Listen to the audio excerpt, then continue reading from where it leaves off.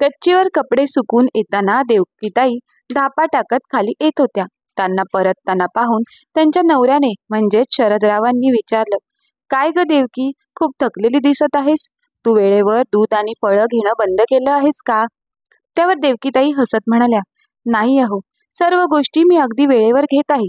आता वय झाले आहे ना माझं, या सर्व गोष्टी होतच राहतील. पण त्या आतून चलबिचल होत होत्या. आता त्या शरदरावांना काय सांगणार की त्यांना गेल्या काही दिवसापासून फळे आणि दूध दिले जात नव्हते.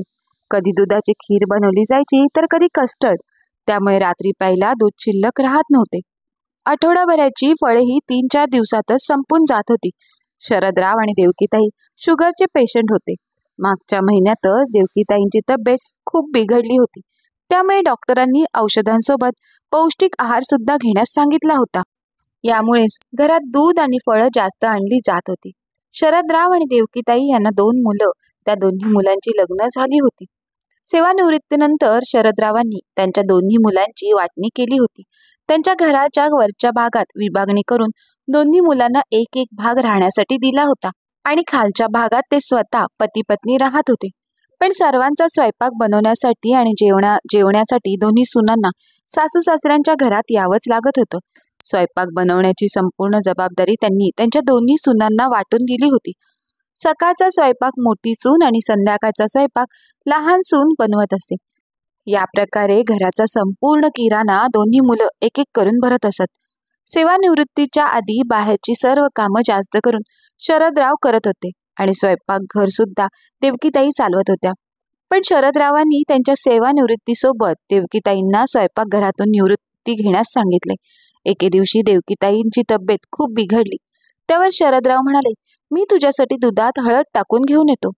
तेव्हा ते स्वयंपाकघरात पोहोचले तेव्हा त्यांनी पाहिलं की पातेल्यातील सर्व दूध संपलं होतं.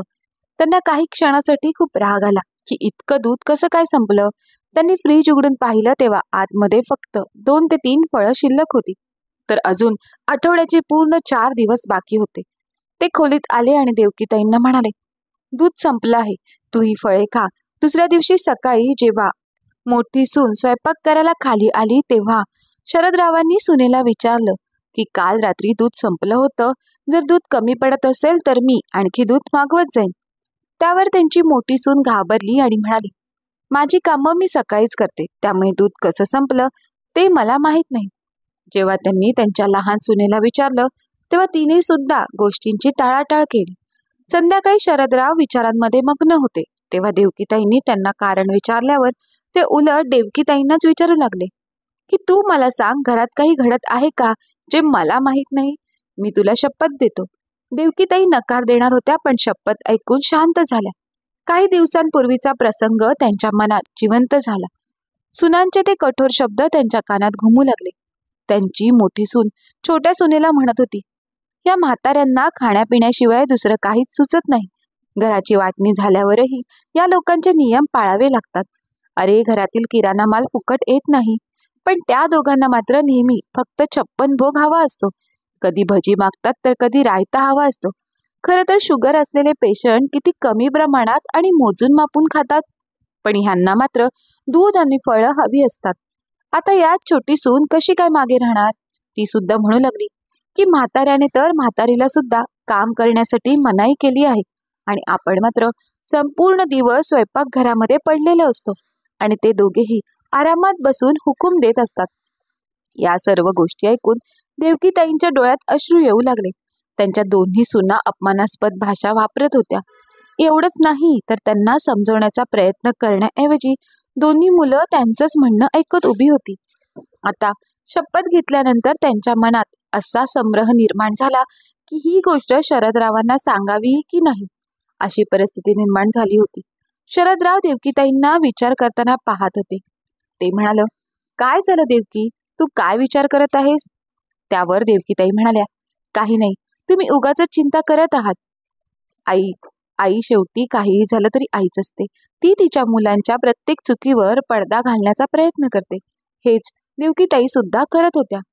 पण म्हणतात ना, सत्य कितीही लपवण्याचा प्रयत्न केला तरी ते एक ना एक दिवस नक्कीच बाहेर येतं आणि तसंच झालं. एक दिवस शरदराव आळूवडीची पानं घेऊन आले.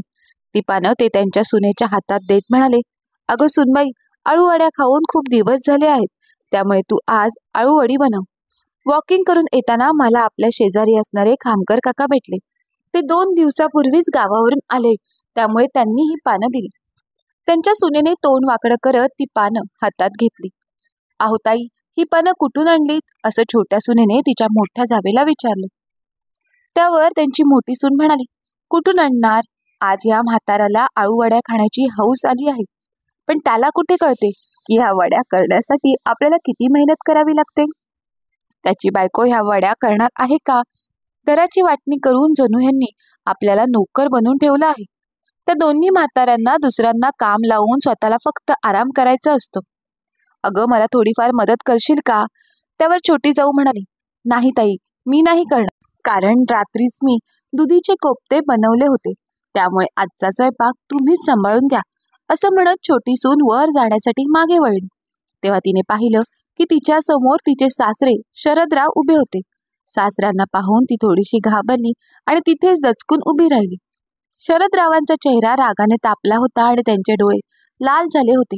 ते बाहेर गच्चीत आले आणि त्यांनी त्यांच्या दोन्ही मुलांना आणि सुनांना खाली बोलावून घेतलं.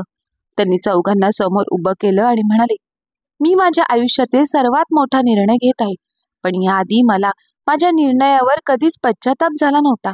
पण आज मला असं वाटत आहे की मी माझं घर आणि कुटुंब एकत्र करण्याचा प्रयत्न करून मी खूप मोठी चूक केली आहे आणि माझा अर्धवट वाटणी करण्याचा निर्णय सुद्धा खूप चुकीचा आहे. मला वाटत होतं की जर मी मुलांना वेगळं केलं तर त्यांना त्यांची स्वतःची वैयक्तिक जागा मिळेल.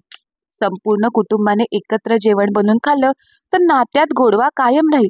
म्हणूनच मी स्वयंपाकघराची विभागणी केली नव्हती, कारण स्वयंपाकघरातच नाती जोपासली जातात. पण माझा हा विचार पूर्णपणे चुकीचा होता. पण आज दोन्ही सुनांच्या गोष्टी ऐकून मला माझ्या चुकीवर पश्चाताप होत आहे. देवकीताई शरदरावांना शांत करण्याचा प्रयत्न करू लागल्या आणि म्हणाल्या, जाऊ द्या, घरात अशा छोट्या मोठ्या गोष्टी होत राहतात. नाही देवकी, कदाचित या सर्व गोष्टी तुला आधीपासूनच माहीत होत्या, पण तू या गोष्टी माझ्याकडून लपवून ठेवल्यास. पण आता यापुढे असं होऊ देणार नाही. मी माझी आणि माझ्या बायकोची व्यवस्थितपणे काळजी घेऊ शकेल इतका मी सक्षम आहे. त्यावर त्यांची मुलं विचारू लागली, काय झालं बाबा, तुम्ही इतकं का रागावत आहात? त्यावर शरदराव म्हणाले, ही गोष्ट तुम्ही तुमच्या बायकांना विचारून घ्या की ते कोणत्या नावाने आम्हाला हाक मारतात.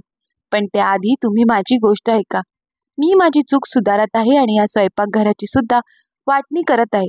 आजपासून तुम्ही दोघेही आपापलं किचन आपापल्या घराच्या भागातच बनवा आणि आमची चिंता करणं सोडून द्या. मी अजून इतका म्हातारा झालो नाही की मी माझ्या आजारी पत्नीची काळजी घेऊ शकत नाही, आणि तसंच माझ्या पेन्शनची रक्कम आमचा खर्च भागवण्यासाठी पुरेशी आहे. मला वाटलं होतं की आपण सगळे एकत्र राहू, पण कदाचित तुम्हा लोकांना आईवडिलांचा छोटासा आनंद खूप भारी वाटू लागला आहे.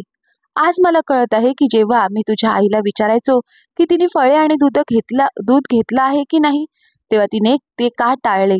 ज्या आईने आयुष्यभर तुमच्या मागण्या आणि हट्ट पूर्ण केला, आज त्याच आईसाठी तुमच्याकडे दूध आणि फळांसाठी पैसे नाहीत. जर तुम्ही मला सांगितलं असतं तर मी माझ्या पैशातून विकत आणलं असतं. त्यांच्या गोष्टी ऐकून दोन्ही सुना मान खाली घालून उभ्या होत्या. शेवटी चूक ही त्या दोघींचीच होती आणि त्यांच्या मुलांनीच त्या दोघींनाही न ओरडता त्यांची साथ दिली होती. शरदराव देवकीताईंना घेऊन खोलीत निघून आले. स्वतःच्या अर्धांगिनीच्या डोळ्यात अश्रू पाहून शरदराव म्हणाले, अगं तू का रडतेस? मी आहे ना, मी अजून म्हातारा झालेलो नाही. तर मित्रांनो, लग्न झाल्यानंतर एखाद्या मुलीच्या आयुष्यात तिच्या नवऱ्याची शेवटपर्यंत मिळणारी साथ खूप महत्त्वाची असते. जर नवरा बायको आयुष्यात एकमेकांचा आधार बनून राहिले तर जीवन खूप सरळ आणि सोपं होऊन जातं. तर मित्रांनो, ही गोष्ट तुम्हाला कशी वाटली ते आम्हाला कमेंट बॉक्समध्ये नक्की सांगा आणि आमच्या चॅनलला अजून लाईक, शेअर आणि सबस्क्राईब केलं नसेल तर जरूर करा. परत भेटू अशाच नवीन कथांसोबत. धन्यवाद.